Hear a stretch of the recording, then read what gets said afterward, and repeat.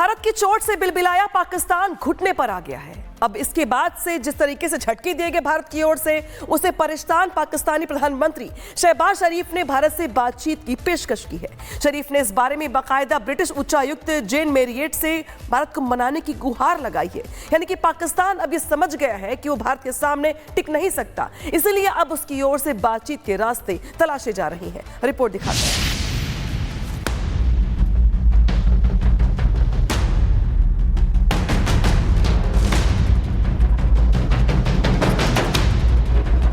दुनिया में आतंकवाद के मुख्यालय की पहचान रखने वाले पाकिस्तान की हालत पस्त हो गई। ऑपरेशन सिंदूर के बाद भारत के सख्त रुख ने पाकिस्तान का कीमा बना दिया है। खासकर भारत के जल प्रहार ने पाकिस्तान में ऐसा कोहराम मचाया है कि पाकिस्तानी पीएम शहबाज शरीफ अब भारत से बातचीत के लिए पूरी तरह घुटने पर आ गए। भारत के सामने फिर गिड़गिड़ाया पाकिस्तान। भारत से बातचीत की फिर लगाई गुहार। शहबाज शरीफ ने की ब्रिटेन से अपील, बातचीत के लिए भारत को मनाए ब्रिटेन।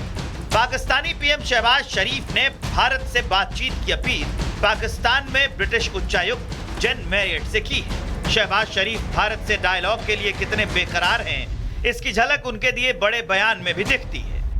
ब्रिटेन ने जिस तरह से भारत पाकिस्तान गतिरोध के दौरान तनाव कम करने में भूमिका निभाई, वो काबिल तारीफ है। पाकिस्तान सभी लंबित मुद्दों को सुलझाने के लिए भारत के साथ सार्थक बातचीत के लिए पूरी तरह से तैयार है। भारत से बातचीत के लिए गिड़गिड़ा रहे पाकिस्तानी प्रधानमंत्री का ये बयान यूएन में पाकिस्तान को भारत की उस फटकार के बाद आया है जिसमें भारत ने पाकिस्तान को आतंक के मुद्दे पर जमकर कोसा और पाकिस्तान को कट्टर सोच, आतंकवाद और कर्जखोर देश बताया है। On the one hand, there is India, which is a mature democracy, a surging economy, and a pluralistic and inclusive society. At the other extreme is Pakistan, steeped in fanaticism and terrorism, and a serial borrower from the IMF. As we debate promoting international peace and security, it is essential to recognize that there are some fundamental principles which need to be universally respected. One of them is zero tolerance for terrorism. It ill behoves a member of the Council to offer homilies while indulging in practices that are unacceptable to the international community. Mr. President, in conclusion, India remains committed to working towards international peace and security through multilateralism and peaceful settlement of disputes. हालांकि ये पहली बार नहीं है जब शहबाज शरीफ ने भारत से बातचीत की गुहार लगाई है। वो इससे पहले भी कई मंचों से भारत से बातचीत के लिए गिड़गिड़ा चुके हैं। पाकिस्तान के पीएम ने ठीक ऐसा ही बयान अजरबैजान और तेहरान में दिया था। We are ready to talk for the sake of peace on water issue with a neighbor. We are ready to talk to promote trade and also counter-terrorism if they are serious. But if they accept my offer of peace, then we will show that we really want peace seriously and sincerely. हालांकि भारत पहले ही अपना रुख साफ कर चुका है। भारत पहले ही कह चुका है कि भारत पाकिस्तान से सिर्फ पीओके की वापसी और आतंकवाद के मुद्दे पर ही बातचीत करेगा। Well, look, on Kashmir, actually we have done, I think, a good job solving most of it. I think removing Article 370 was step number one. Then restoring growth and economic activity and social justice in Kashmir was step number two. Holding elections, which were done with a very high turnout, was step number three. I think the part we are waiting for is the return of the stolen part of Kashmir, which is on the under illegal Pakistani occupation. When that's done, I assure you, Kashmir solved. दरअसल पाकिस्तान की यह हालत इसलिए हो गई है क्योंकि एक तरफ जहां भारत के जल प्रहार से पाकिस्तान में हाहाकार मचा हुआ है, तो वहीं कूटनीतिक मोर्चे पर भी पाकिस्तान को लगातार झटका लगता जा रहा है। 22 अप्रैल को पहलगाम में हुए आतंकी हमले के बाद जहां पहले भारत ने पाकिस्तान में घुसकर उसके आतंकी ढांचे को तबाह कर दिया, तो वहीं अभी हाल ही में पहलगाम अटैक पर अमेरिका ने पाकिस्तानी आतंकी संगठन द रेजिडेंट फ्रंट पर भी बैन लगा दिया है। ऐसे में एक पर एक झटकों से दहले पाकिस्तान की हालत ठीक उसी कुत्ते की तरह हो गई है जिसे दांत में खुजली हो गई। Bureau report, Republic Bharat. Bharat की चोट से बिलबिलाया पाकिस्तान घुटने पर आ गया है। अब इसके बाद से जिस तरीके से झटके दिए गए भारत की ओर से, उसे परेशान पाकिस्तानी प्रधानमंत्री शहबाज शरीफ ने भारत से बातचीत की पेशकश की है। शरीफ ने इस बारे में बाकायदा ब्रिटिश उच्चायुक्त जेन मैरियट से भारत को मनाने की गुहार लगाई है। यानी कि पाकिस्तान अब ये समझ गया है कि वो भारत के सामने टिक नहीं सकता, इसलिए अब उसकी ओर से बातचीत के रास्ते तलाशे जा रही हैं। रिपोर्ट दिखाते हैं।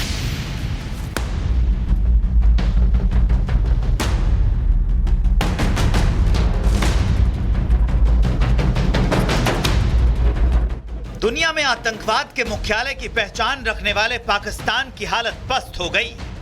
ऑपरेशन सिंदूर के बाद भारत के सख्त रुख ने पाकिस्तान का कीमा बना दिया है। खासकर भारत के जल प्रहार ने पाकिस्तान में ऐसा कोहराम मचाया है कि पाकिस्तानी पीएम शहबाज शरीफ अब भारत से बातचीत के लिए पूरी तरह घुटने पर आ गए।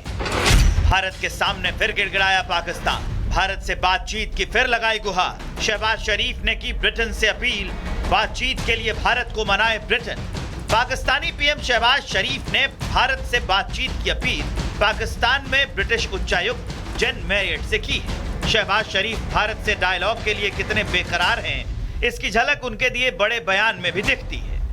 ब्रिटेन ने जिस तरह से भारत पाकिस्तान गतिरोध के दौरान तनाव कम करने में भूमिका निभाई, वो काबिल तारीफ है। पाकिस्तान सभी लंबित मुद्दों को सुलझाने के लिए भारत के साथ सार्थक बातचीत के लिए पूरी तरह से तैयार है।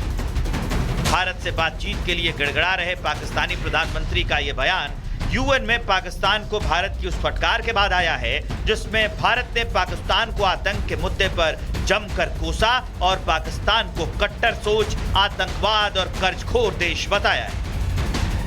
On the one hand, there is India, which is a mature democracy, a surging economy, and a pluralistic and inclusive society. At the other extreme is Pakistan, steeped in fanaticism and terrorism, and a serial borrower from the IMF. As we debate promoting international peace and security, it is essential to recognize that there are some fundamental principles which need to be universally respected. One of them is zero tolerance for terrorism. It ill behoves a member of the Council to offer homilies while indulging in practices that are unacceptable to the international community. Mr. President, in conclusion, India remains committed to working towards international peace and security through multilateralism and peaceful settlement of disputes.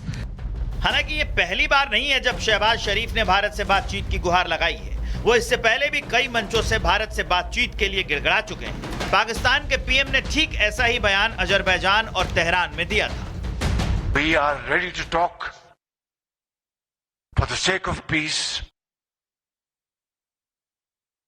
on water issue with a neighbor.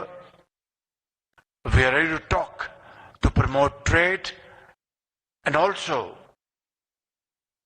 counter terrorism if they are serious.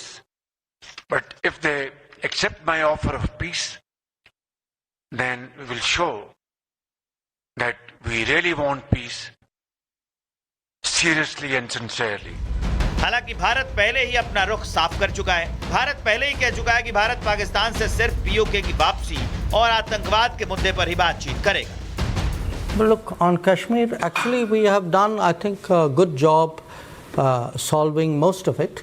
I think removing Article 370 was step number one. Then restoring growth and economic activity and social justice in Kashmir was step number two. Holding elections, which were done with a very high turnout, was step number three. I think the part we are waiting for is the return of the stolen part of Kashmir, which is on the under illegal Pakistani occupation. When that's done, I assure you, Kashmir solved. दरअसल पाकिस्तान की यह हालत इसलिए हो गई है क्योंकि एक तरफ जहां भारत के जल प्रहार से पाकिस्तान में हाहाकार मचा हुआ है, तो वहीं कूटनीतिक मोर्चे पर भी पाकिस्तान को लगातार झटका लगता जा रहा है। 22 अप्रैल को पहलगाम में हुए आतंकी हमले के बाद जहां पहले भारत ने पाकिस्तान में घुसकर उसके आतंकी ढांचे को तबाह कर दिया, तो वहीं अभी हाल ही में पहलगाम अटैक पर अमेरिका ने पाकिस्तानी आतंकी संगठन द रेजिडेंट फ्रंट पर भी बैन लगा दिया है। ऐसे में एक पर एक झटकों से दहले पाकिस्तान की हालत ठीक उसी कुत्ते की तरह हो गई है जिससे दांत में खुजली हो गई। Bureau report, Republic Bharat.